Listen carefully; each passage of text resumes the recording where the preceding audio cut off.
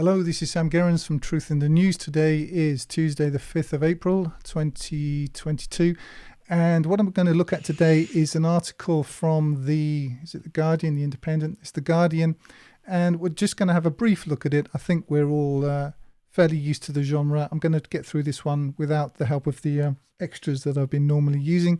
There's just quite a lot of technical stuff that's going on, which I won't bore you with the details. So we'll just jump in the best we can. And first, we'll have a look at the article. They were all shot. Russia accused of war crimes as BUCHA reveals horror of invasion. Now, what we look at on this channel is how information is used to elicit usually an emotional response. I call this emotional carpet bombing. The Sergei Lavrov is currently calling it informational terrorism, and I think that's a very apposite term. We're going to not read the whole of this article, but we're going to have a quick look at it, and then what I'm going to do is show you some clips from my own personal Telegram feed, two of which are in Russian, but I'll just give you the gist of what's going on, and then we'll look at some other information, and this will just give you this in a bit of a broader context. So I hope you can see this all right. Here goes. They were all shot. Ukrainian forces liberating the town near Kiev find streets littered with corpses of civilians and burnt-out Russian tanks.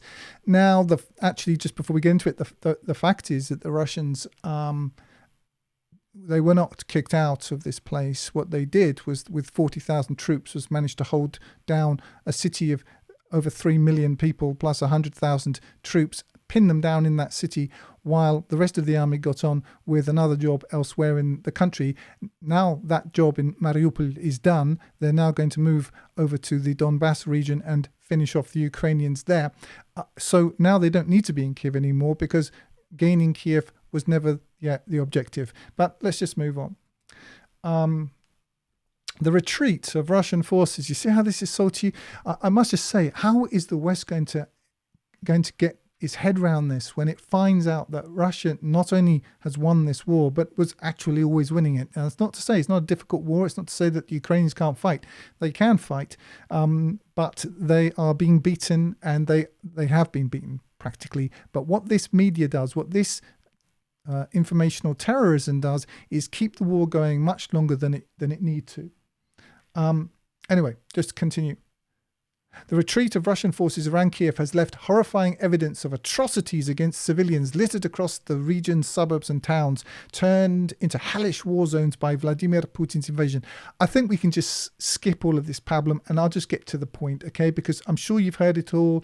Russians are evil, atrocities, murders and killings and all the rest of it. You've been shown some pictures and you've been told a story, but if you're a grown-up, what you want to know is this true? And the fact is, I think the preponderance of evidence is that it's highly unlikely to be true.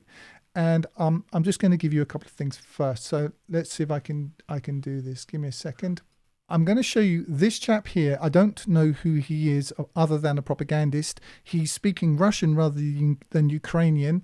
He's surrounded by Western journalists, and he's basically talking into his camera or his phone or whatever it is as this bevy of Western journalists, cameras poised at the ready to take photographs of the evidence that the Ukrainians have, and then to run off back to their own computers and send this stuff immediately into the media machine.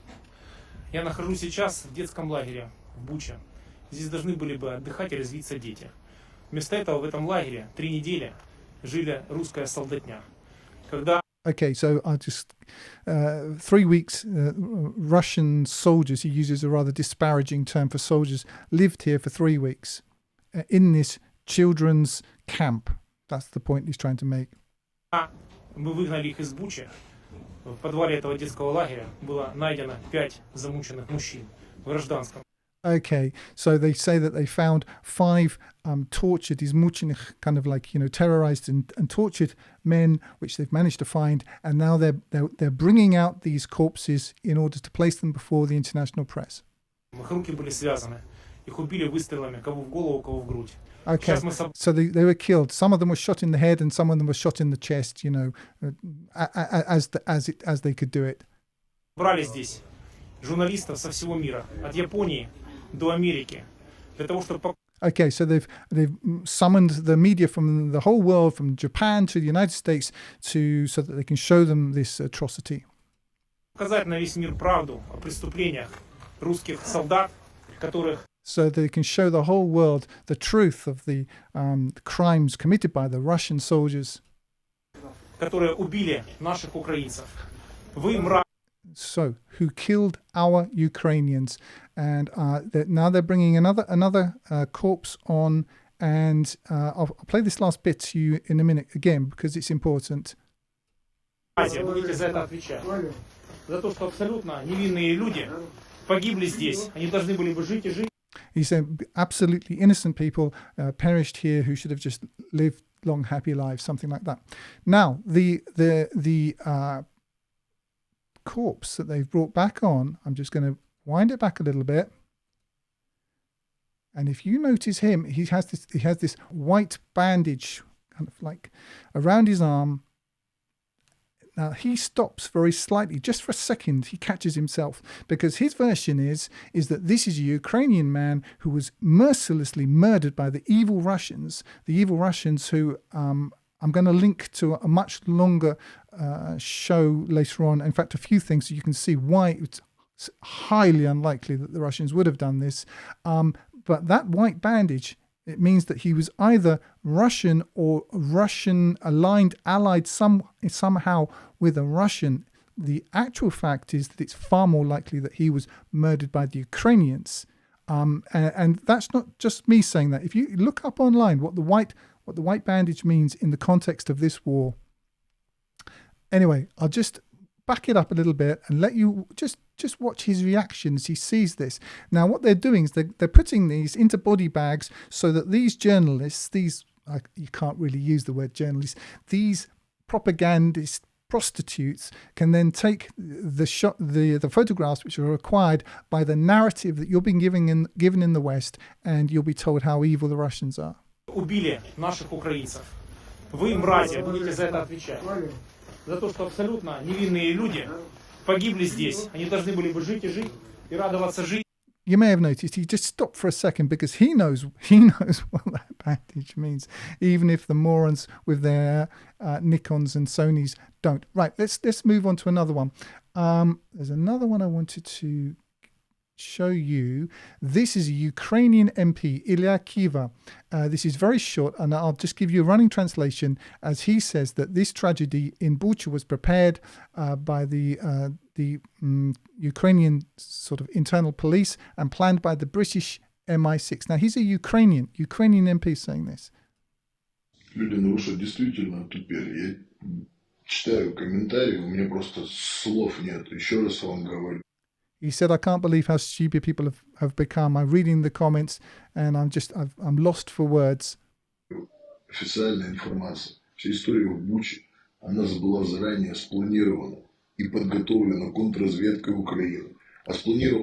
This was planned ahead of time by the sort of anti-kontrrazvedka, the sort of security services of Ukraine. Она была разведкой MI6. Они же... And MI6. Приехали рано утром, оцепили район, раскидали трупы, а потом на... They came early in the morning, threw around a load of dead bodies. Гнали туда журналистов. Для этого именно даже вернулся этот шут Зеленский. And then they called a load of journalists, and it was precisely for this that joker Zelensky came back. Поднять интерес международной прессы к случившейся to get the Western media interested. якобы трагедии, но это все чистый фейк. Почему в таких ситуациях? Yeah, so you could get everybody interested in this as it's so-called tragedy when it's just a complete fake. And I'm telling you now that this will be exposed as a fake in the next 48 hours to a week, something like that. не было ни в Сумской области, ни в Черниговской области. Вы что, не понимаете, что все это заранее срежиссированная постановка, которая должна... He said it didn't happen in this region, didn't happen in that region. Why can't you understand that this is just basically, this is a play. This is just a fake. So that's him. Right, now I'm going to move to somebody in English that, and we're going to look, give me a second, because this is all new here. I'm going to pull up Scott Ritter. Well, I wasn't a cop or anything like that, but for 7 years I ran forensic investigations in Iraq, where we wrote the book on forensic reconstruction of events, and the Ukrainians and their supporters in the West are off book right now. This is purely a propaganda exercise. It's nothing more.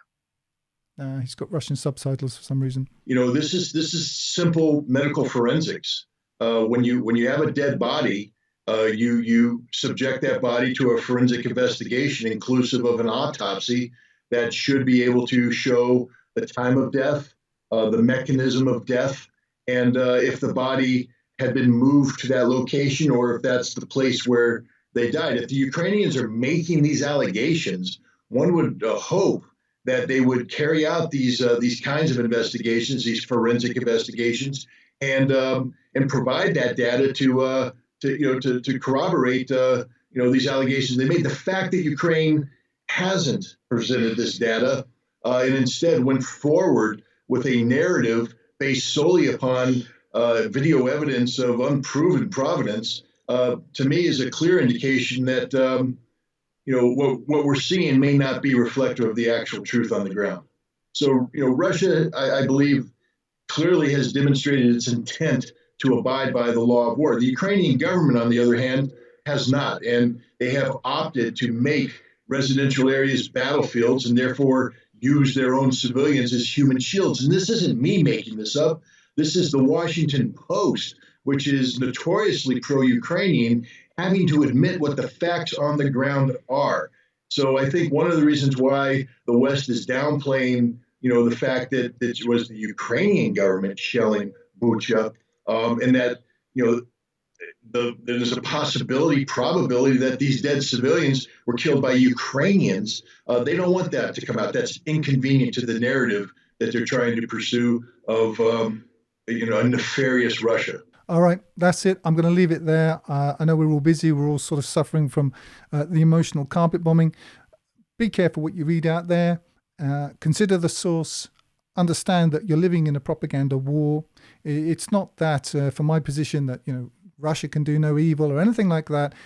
But there is a context to this. I'm going to link to the John MEARSHEIMER talk, which you have to watch. If you haven't seen that, you don't understand the context. I'll put some links to what we've seen here below. And I will also link to the very excellent Patrick Lancaster's. This is a real journalist. This isn't just somebody sitting in London or perhaps in a hotel in Kiev somewhere making stuff up. He's on the ground in Mariupol. You have to watch his channel, support him, because he's risking his life to bring you actual news. So anyway, I think that's it for now, and I'm going to leave it there.